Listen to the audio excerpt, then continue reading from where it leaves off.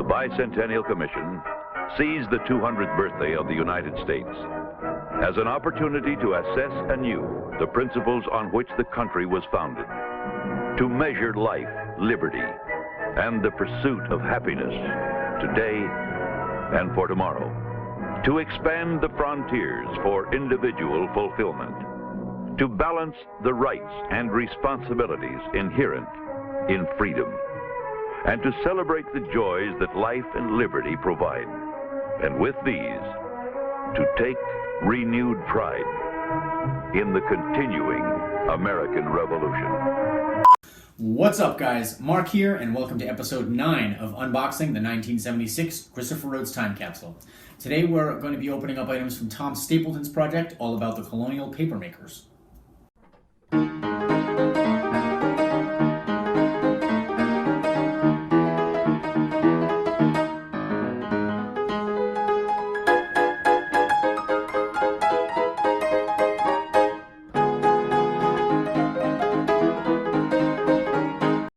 Welcome again to episode 9. If you haven't subscribed to my channel yet, then go ahead and do it right now. Just click the watermark in the corner or the red button underneath the video.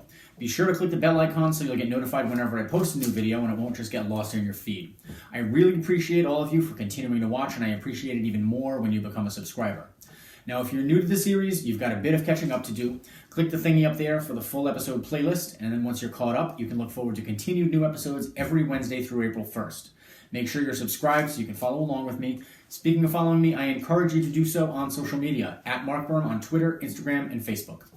Like I said at the start of the episode, today we're unwrapping the items from Tom Stapleton's project on the colonial papermakers. As usual, most of this portion of the video will be in time-lapse, though I may slow it down if there's anything particularly interesting or important to say.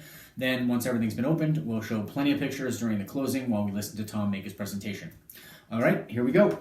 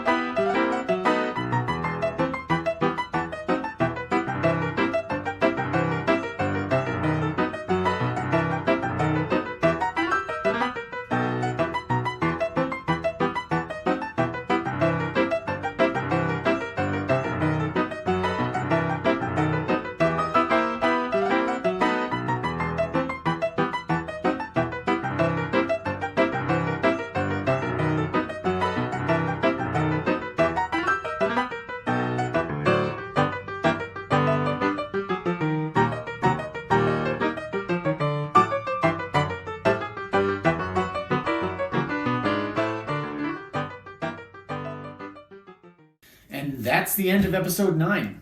Thank you all a ton for watching. Please give today's video a thumbs up, consider supporting the channel by subscribing, and don't forget to let me know what you think down in the comments. Remember to follow me on social media at MarkWorm on Twitter, Instagram, and Facebook. Until next time.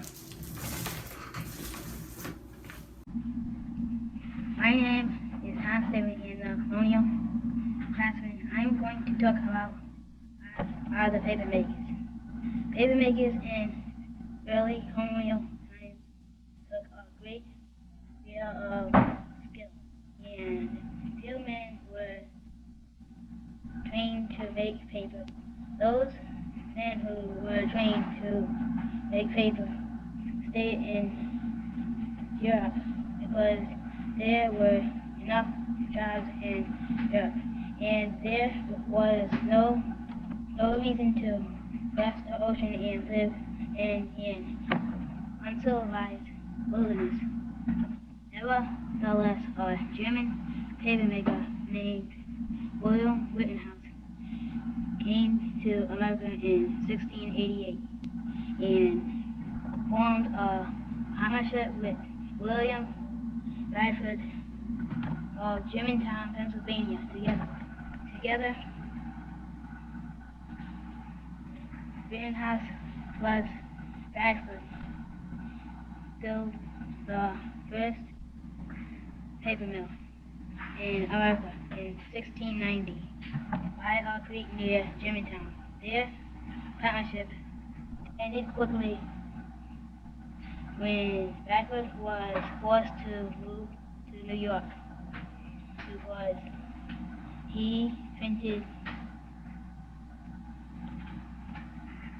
pamphlets that the people of Pennsylvania didn't like. Rittenhouse continued to make paper for some years afterwards, and as more people came to America, the demand for paper increased. Businesses needed paper for writing out sales. Government needed paper for making records. Printers needed it for books, pamphlets, newspapers. Surveyors needed paper for making maps, and people everywhere needed paper for writing letters to friends in the old world. As years went by, more and more paper mills were built to try to help meet the demand for paper. England didn't like the idea of paper mills in America because she sent paper to America, but England didn't at first try to stop the mills because the demand for paper was so large that it didn't bother their business. Besides, at that time, the paper was more made from rags, which were very scarce in America. America didn't have many rags in those days that they used for other purposes. As time went on, the people of America became very mad because England tried to limit the amount of paper being made because the Americans were saying bad things about England. After the American Revolution began, paper became even more scarce because England stopped sending paper. It's to America. Rags became even more scarce, and the guild papermakers were fighting in the war. The situation became so bad that all the papermakers were ordered to be discharged from the army and told to go make paper. General Washington and his officers had difficulty sending orders because there was no paper. In this way, the papermakers did their part to winning freedom for America. Material methods and tools used in the colonial times for making paper were much the same as those used by the Chinese many years before. The first step in the paper making process was to collect rags, which was used as the basic fibers of paper. The best rags were cotton and linen. Then the rags were thrown in a pile by rag pickers and soaked with water for from 6 to 8 weeks. The fibers of the rags would separate as the rags rotted, which was called fermentation.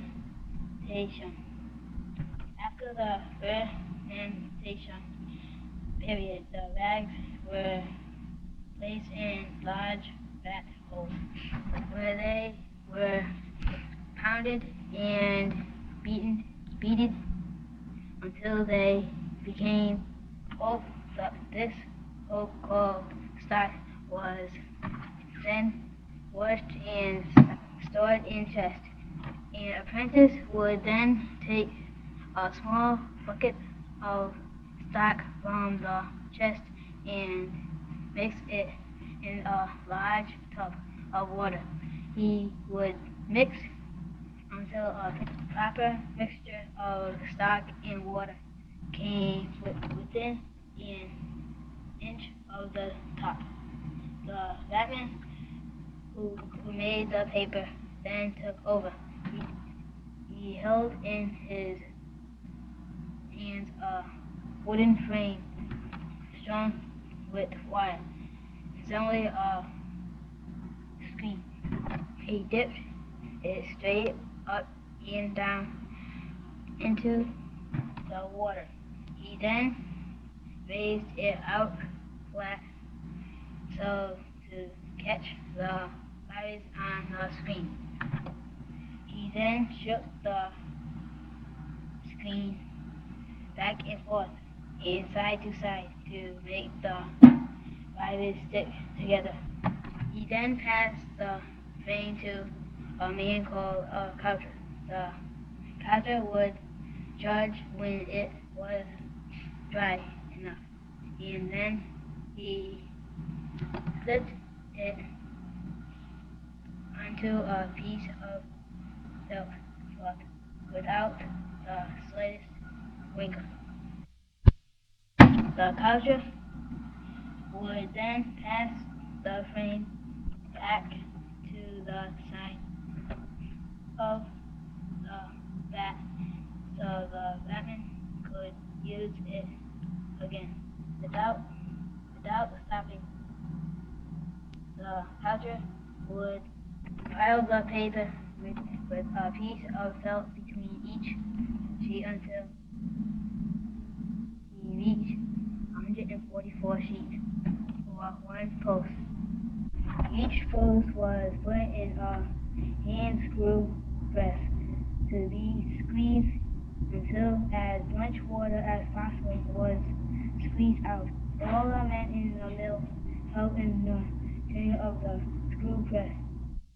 When this was done, the man called a layman separated the felt from the paper and stacked the paper in a neat pile. The paper was squeezed lightly several more times until the paper was quite flat. Then the papers were hung to dry and airy room. As the paper dried, you could see the different designs in the paper made by the molds. These designs were called watermarks. Some printers used their initials or made pictures like birds, crowns, flowers, etc. Some people had paper made especially for them with their own watermarks. George Washington and Franklin had their own paper. If you look at my frame, you will see my initials, TS. The paper, when it dried, was very rough, and the ink would be really soaked up. The paper needed to be smoothed out. This was done by rubbing a smooth stone over the paper, or by using a sizing. The paper would be dipped in the sizing, and the sizing would fill up the holes. The paper was then put through rollers to smooth it. This was the finished product. Thank you for listening. Come again to listen to the other crafts. Please don't let this tape run out. Thank you.